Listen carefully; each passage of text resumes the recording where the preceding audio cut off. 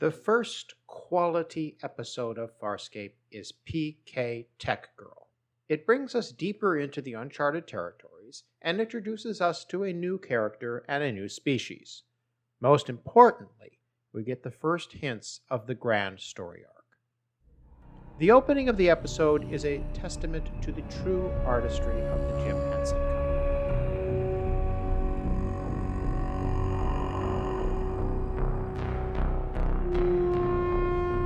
Would you look at the size of that thing?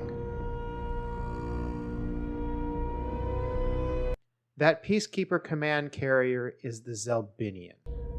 It's the Zelbinian. So what is it with the Zelbinian? It is the most feared ship in the Peacekeeper Armada. She's been missing in battle for over 100 cycles. This episode provides crucial backstory for Rigel and partially explains why he behaves as he does. We know he was wrongly deposed from his throne. Now we learn what happened to him after.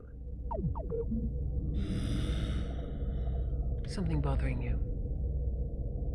When I was ripped from my throne over 130 cycles ago, this was the first vessel I was tortured on.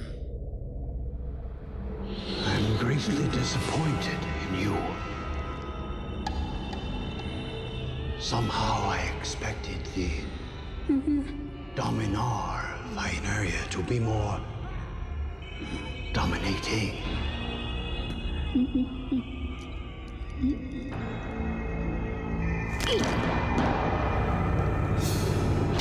Like in earlier episodes, Rigel has to confront his insecurities. In this instance, confronting the memories of being tortured by Peacekeeper Captain Durka. Oh, there you are. We've been looking all over for you, Rigel. And we need your negotiating talents. I think I was meant to die here the first time. I don't think so. For one thing, the captain of that ship is dead. Not to me. Then you must confront him. How? Find his corpse. It will set you free. This he does.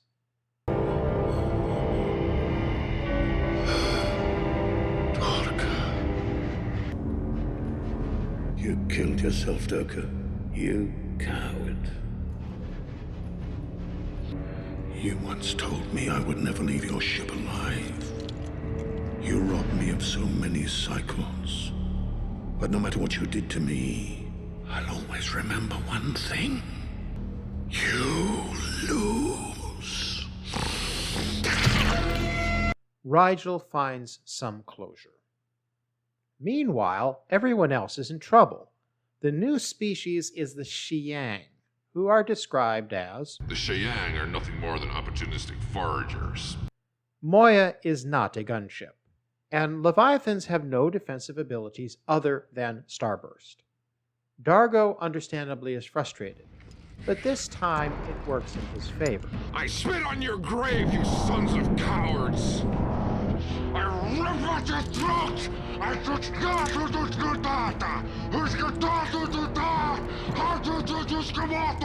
Pilot, transmit his image to the Xiang vessel. But what? Transmitting.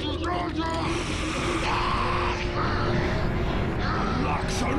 We're fighting a Luxon! Terminate plasma! Terminate plasma attack! Dargo somehow doesn't go into Luxon hyper-rage as he did in the previous episode. It does show that Luxons are feared warriors, at least they are feared by the Xiang. The Xiang had already visited the Zelbinian, and Aeryn learns the consequences of her actions. He's from my unit. Xiang victim, burned to death. Officer Cranda. Cranda? What was he doing guarding the likes of you? This is Grot's work. Your whole unit was demoted after your defection. They can only be reinstated upon your death.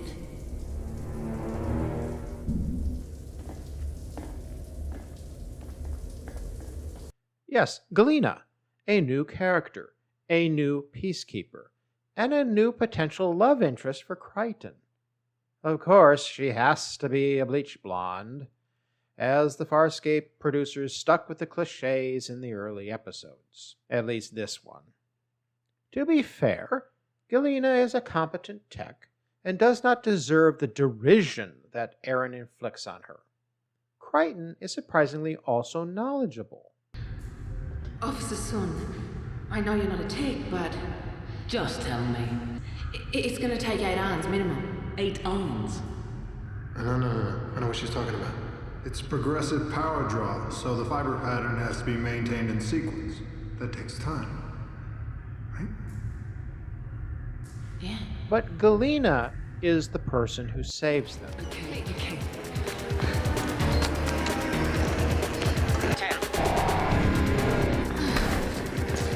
One more, okay? 5. Hurry! Got it!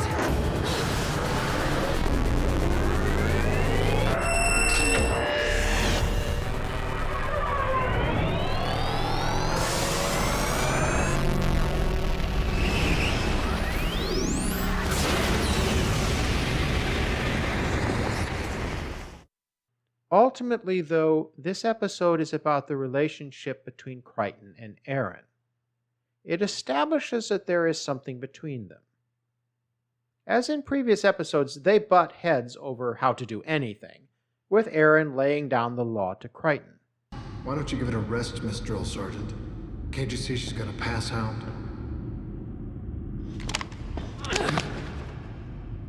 She is a tech. Not a soldier, right? No weapons, so why not lighten up? You clearly do not understand. She is from Krace's ship. That means he is nearby. She knows exactly who we are and would consider it her duty to lie to us. Point taken. But if she drops, you're not gonna get your answers. This is my world, John. Don't interfere. She's right, but her attempt to assert her authority is unsettled, watching Crichton and Galena knowing how to repair the defense shield, while she has to glumly watch and fetch and carry for them. Can I get you both some rations? We're out of fiber line conduit, Officer Sun. Those are the wrong kind. I've searched throughout the ship. Have you tried medical rejuvenation in the 7th tier below the... I know where it is. That door's jammed! Adding insult to injury, Crichton kisses Galena, or was it Galena kissing Crichton, and Aeryn spots it, and, well, reacts badly. I've set up 4 of the components in the maintenance bay.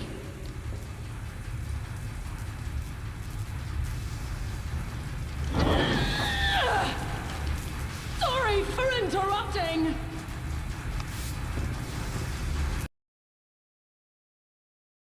Why Crichton feels he has to apologize is unclear. Hey! Look, hey, what happened back there was... None of my business! His reaction suggests that he has feelings for Aeryn that he hasn't, for obvious reasons, expressed to her. To his surprise, his confessions lead to... Haven't you just clicked with a guy? What? Clicked? Yeah, found a guy attractive. Yes, but I didn't let it... In the beginning, I found you interesting. Me. Yes, but only for a moment. Yo! Well, Officer Sun has a soft spot for Crichton, surprising him and perhaps herself. Aeryn gets to get back to her element of being Peacekeeper Tough Girl. Let's just find out what happens when these panels start.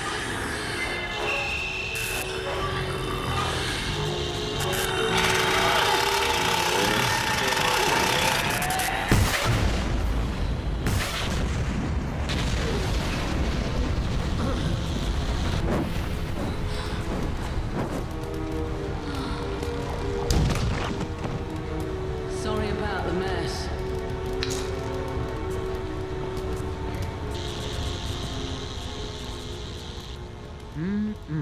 Fresh fried Xiang. Despite the mess, that resolves the Xiang threat. But in this episode, things do not simply return to normal as though nothing happened. Crichton and Galena have to end their awkward first date, and Crichton has to awkwardly reconnect with Aeryn. I hate being ambushed. Well, you got him in the end. That's all that counts. I wasn't talking about the Xiangs. Deal with. In my world, showing pain is a sign of weakness.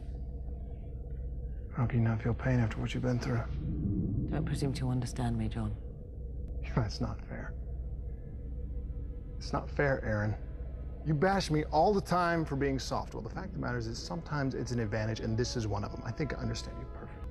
If I somehow, someday get a chance to return to my world, and then I think, what if everyone were dead? What if all my friends and family were lying there, dead? Now, what would it be like to go home then? I stand corrected. Perhaps like the Xiang, Aeryn responds best to strength. What we learn in this episode. Galena gives us a clue that not all peacekeepers are heartless jerks. Peacekeepers have soldiers and techs, which makes sense, but if Aeryn is any clue, techs are treated like second-class citizens. The destruction of the Zelbinian shows that the peacekeepers are not invincible, but it remains a mystery who was powerful enough to defeat the most feared ship in the peacekeeper armada. We are reminded that Rigel has been in peacekeeper captivity for a very long time, 130 cycles. No wonder he's a bit messed up. Ponderables. Crichton and Aeryn have different world views, or perhaps galaxy views. Oh, man. If you guys only knew you know how To what? To fulfill your vision of who we should be. to do good. We are peacekeepers. Other cultures hire us to keep order, to keep harmony. As well as assassinations, torture, kidnap. Aeryn rightly responds to Crichton. As she reminded him earlier, this is her world, and he doesn't understand it and has no basis for judging. Now, Xiang spit fire. How breathing fire is a biological possibility is beyond my understanding. It's a bit of a cliche here, or a trope. Why is Aeryn so bigoted toward people different from her? This is not the first time we've seen this. She is beyond rude to Galena, though she has shown condescension towards almost everyone. Granted, there has been a lot of condescension and derision from Darko and Rigel. The relations among the various intelligent species and the nature of prejudice in this part of the galaxy will be explored in future episodes, as will this relationship between Crichton and Aeryn. I did not know about Farscape during its initial TV run. I started watching it in 2011. I have heard that there was, in Farscape's first few years, a minor controversy between those who did and those who did not want Crichton and Aeryn to become romantically involved. Doesn't seem to have been as contentious as the shipper controversy over X-Files. PK Tech Girl reveals that there is a spark and tension between Crichton and Aeryn. I can't imagine why anyone wouldn't want to see these two together. Is it too cliché to have a romantic subplot? Ah, but nothing cliché about Farscape, as we shall see. Thank you for watching. Please support the Farscape Continues Deep Dive project as I go through a deep dive reveal of every episode and its major themes. Thank you for watching. Thank you for supporting.